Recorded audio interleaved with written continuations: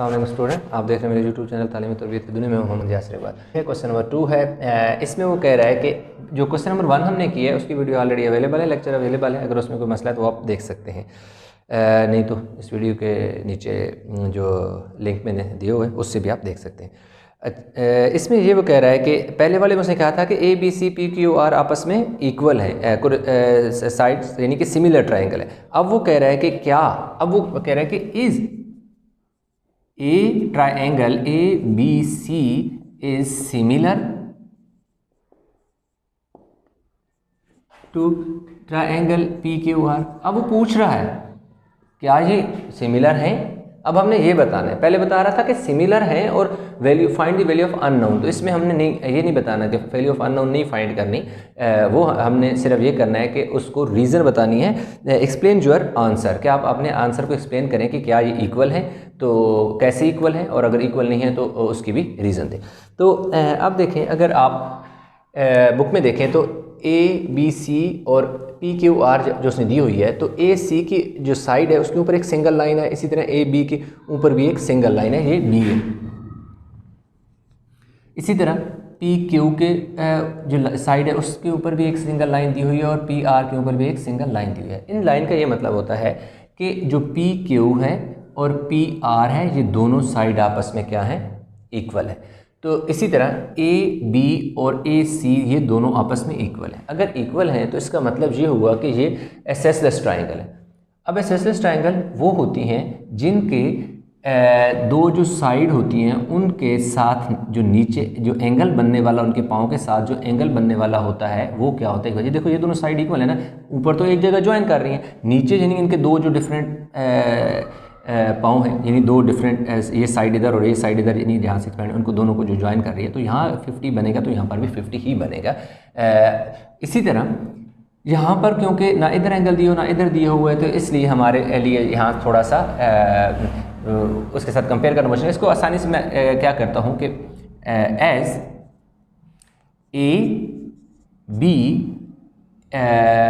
Equal है किसके, ए सी के, तो इस तरह as a so A B सी ये गिवन है, ठीक है, ये चीज़ गिवन है। So triangle A B C is an isosceles triangle है। ये कहना आइसोसेलेस ट्राइंगल है। हो सकता है स्पेलिंग थोड़ा सा हो, स्पेलिंग ज़रा मेरे वीक है, तो ये देखो आइसोसेलेस ट्राइंगल है।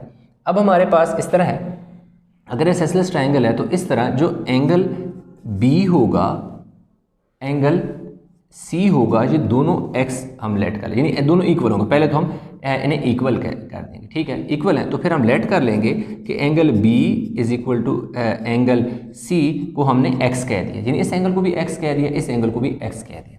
फिर हमें पता है कि सम ऑफ इंटीरियर एंगल जो होते हैं, sum of interior angles of a triangle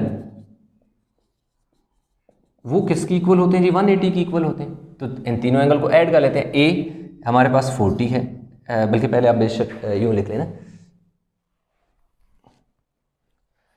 angle A, angle B और angle C is equal to 180। ये एंगल का निशान है, यूँ डाला है। ए जो है वो हमारे पास कितना है जी, 40 है। बी हमारे पास एक्स हमने कहा हुआ है, सी को भी हमने एक्स कहा हुआ है, और ये हमारे पास 180 है।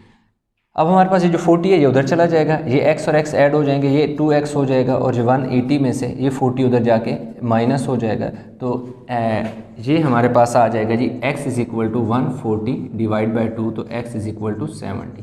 इसका मतलब है कि ये जो एंगल है ये भी 70 है, और ये वाला एंगल भी हमारे पास क्या आ गया, 70, क्योंकि एक एनएसएस ट्राइंगल है और ये आपस में इनके एंगल इक्वल आ गए।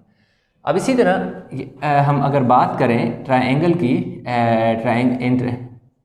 In triangle A P Q are अगर बात करें, पी क्यू आर की बात करें, तो उसमें ये वाली साइड इस साइड की इक्वल है, तो ये भी क्या होगी, P Q are, triangle P Q are is also an isosceles triangle. Isosceles triangle है, ये ट्राइंगल का निशान मैंने डाल दिया, आइसोसेलेस ट्राइंगल है। तो इस तरह फिर हमारे पास एंगल जो क्यू है वो एंगल आर के इक्वल है, और दोनों क्या हैं, 50 डिग्री के हैं। क्यों कि ये वाली साइड और ये वाली साइड इक्वल है, तो अगर यहाँ जो एंगल बन रहा है वही एंगल यहाँ बनेगा। जैसे यहाँ ये दोनों एंगल इक्वल है, तो ये भी हमारे पास कितना एंगल आ गया, ये जो एंगल है ये भी हमारा कितना हो जाएगा, 50 हो जाएगा। अगर ये दोनों 50 है तो हमने एंगल क्या निकालना है, पी निकाल देंगे, सम ऑफ इंटीरियर एंगल वाला फार्मूला लगा देंगे, तो एंगल पी, एंगल आर और पी क्यू, इसको पी क्यू और angle R is equal to 180। Angle जो पी है वो हमने फाइंड करना है, ये 50 है और आर भी 50 है और ये कितना है 180।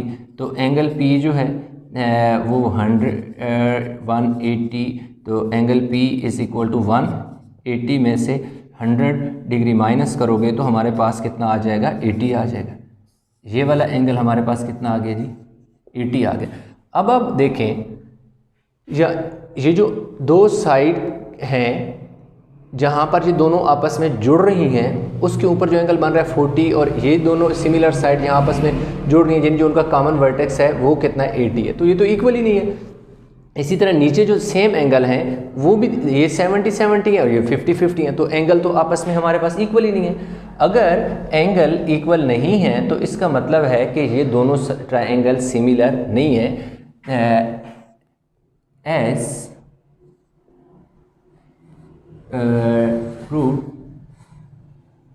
proved corresponding angles are not equal। Corresponding angle equal नहीं है, कोई भी एंगल जिन्हें आपस में मैच नहीं कर रहा। अगर कोरिस्पोंडिंग एंगल इक्वल नहीं है, as corresponding angle are not equal, so therefore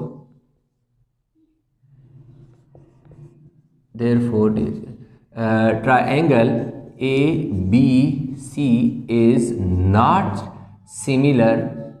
ये उसने कहा था एक्सप्लेन योर आंसर, ये हम आंसर को एक्सप्लेन कर रहे हैं। Is not similar to triangle PQR, क्योंकि एंगल इक्वल नहीं है तो दोनों साइड के ट्रायंगल के, तो इसलिए ये दोनों ट्रायंगल कोरिस्पोंडिंग दोनों ट्रायंगल सिमिलर नहीं हैं। अगर ये एंगल इक्वल आ जाते तो फिर कोई बात बन सकती थी। तो इसलिए जो सिमिलर ट्रायंगल होती हैं उनके एंगल आप हमेशा इक्वल आते हैं, कि अगर यहाँ 40 है तो यहाँ पर भी 40 ही आना चाहिए था, लेकिन यहाँ पर ऐसा नहीं है। यहाँ पर 40 है, यहाँ 80 है, यहाँ दोनों 70-70 है, यहाँ दोनों 50-50, इसलिए ये वाले दो जो साइड्स हैं वो आपस में इक्वल नहीं हैं, सिमिलर नहीं हैं। तो उसने कहा था एक्सप्लेन योर आंसर, हमने लास्ट में जो है आंसर एक्सप्लेन कर दिया।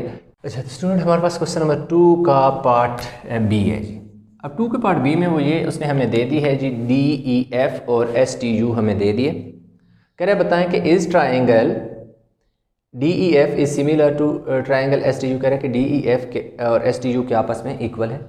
तो चलें हम चेक करते हैं, क्योंकि कोरिस्पोंडिंग साइड्स जो होती हैं ट्रायंगल की, अगर वो इक्वल आ जाएं तो वो इक्वल होती हैं, अदरवाइज नॉट। तो अब हमारे पास ये हम देखते हैं कि जो STU जो है, ठीक है जी, हमारे पास जो ST या ऐसा करते हैं हम कि ये वाली साइड ले लें, DE जो साइड है, ये वाली साइड जो है, और TU जो है, ये इसका क्या आंसर आता है। DE कितना है जी, 3.3 और ST क्या है जी, 2.4 है। अब हम इनको डिवाइड करके देखते हैं कि इसका क्या आंसर आता है। 3.3 डिवाइड बाय 2.4, 3.3 डिवाइड बाय 2.4, तो 1.375 आ गया जी। ये आ गया जी DETU जो है, इसका आंसर आ गया जी 1.375 हमारे पास इसका आंसर आ गया। इसी इक्वेशन 1 कह दो। दूसरी जो बात है, हम ऐसा करते हैं कि EF जो है, साइड जो EF है, ऊपर जो लाइन होती है ये साइड की रिप्रेजेंटेशन है, EF और TU जो है, ये हमारे पास क्या आ जाएगी, 5.7 डिवाइडेड बाय 3.8। 5.7 को हम डिवाइड कर लेते हैं जी, 5.7 डिवाइड बाय 3.8।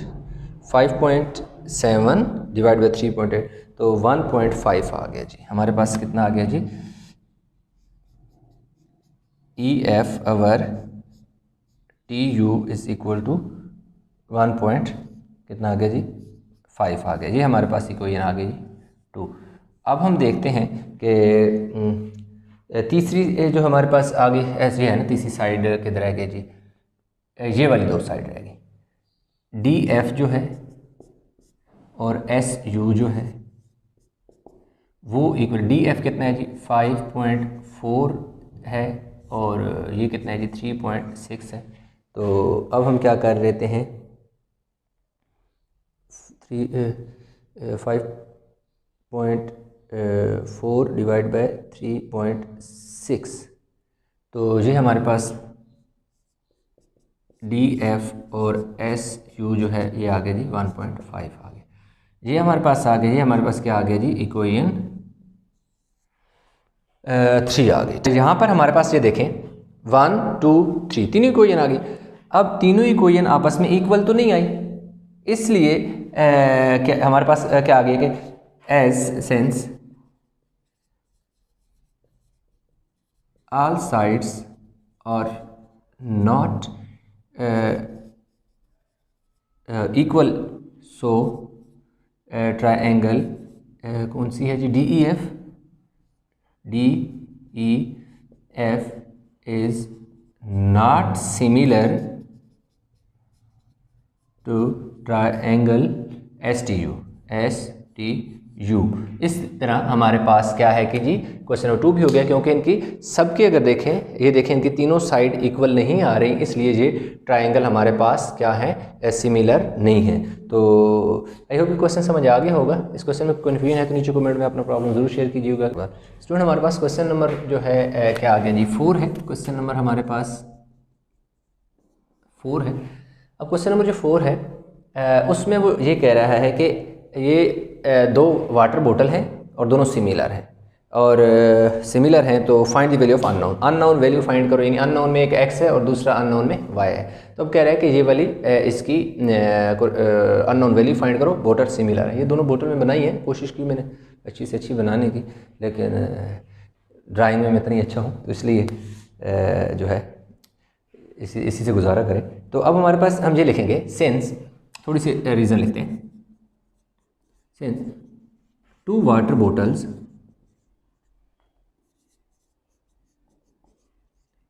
are similar, ये तो उसने खुद बता दिया कि 2 वाटर बोतल हैं वो सिमिलर है, ये गिवन होता है सिमिलर, देन सो